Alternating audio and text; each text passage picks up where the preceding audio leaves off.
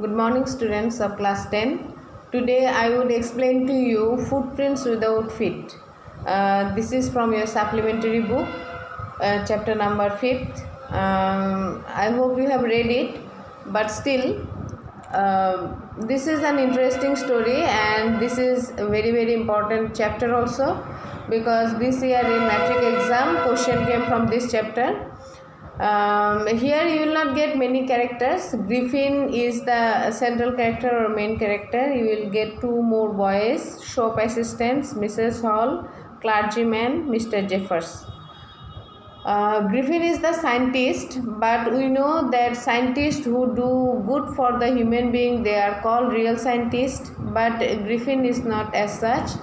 He for many years he went on trying his hand to become invisible. He wanted to discover such type of drug which can make human body transparent. Now finally he could do it and he consumed the drug.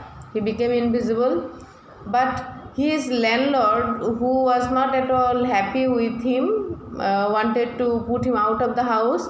So when he became invisible, he wanted to take revenge, and what he did, he gave fire on his landlord's house and ran away from the place without any clothes. So he was invisible. Now it was winter time and he was going from here to there, but he found it's unbearable. So one day what he did, he went inside one shop and it was night time. The shop was closed. He got food to eat and he put on clothes, and that night he slept very nicely on quilt. So morning when the shop assistant came, Griffin with cloth was visible. So it was a very tough time for him because the shop assistant saw him and he had to run away from the place. So he started opening his clothes and all and running away, and he became again invisible without clothes.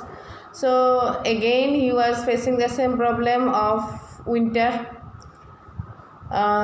This time he thought that he would go away from this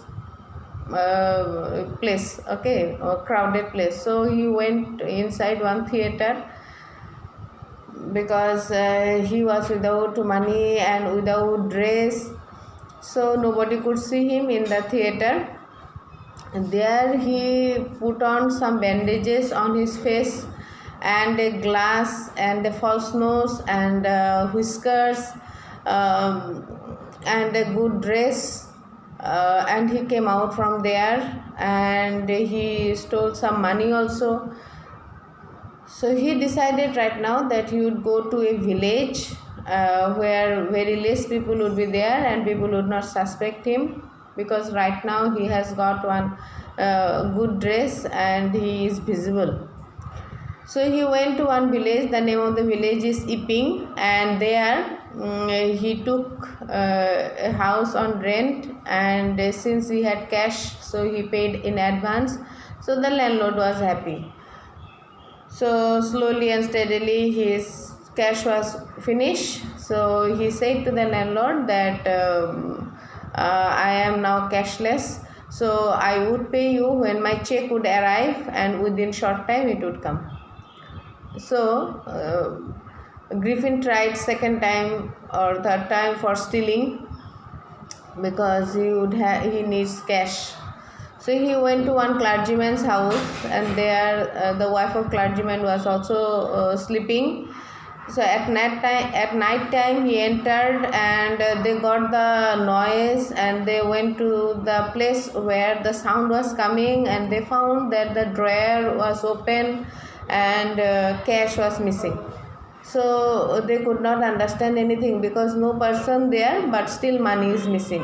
So the same day Mrs. Hall, who is the landlord's wife, who wanted to make friendship with Griffin, but Griffin already said to her that I do not want to meet many visitors because I want solitude.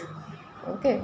So she found that day in the night time, very early morning, that Griffin's room was open, whereas most of the time his house remains locked. Okay, so she found while entering into the house that the bandages and the dress, everything is lying there and he is not there. And after some time, when they were inside the house, they found some sound and all, and by that time, because Griffin entered inside the house and he wanted to scare them off so that they would run away from the place. So they thought in the beginning that it might be of any witch or any spirit. So initially they did not suspect Griffin. But later on it happened when they heard that clergyman's money is missing or stolen, they suspected Griffin. So they informed the police constable whose name is Mr. Jeffers. Now Griffin thought that I would have to go away from this place because people started suspecting me.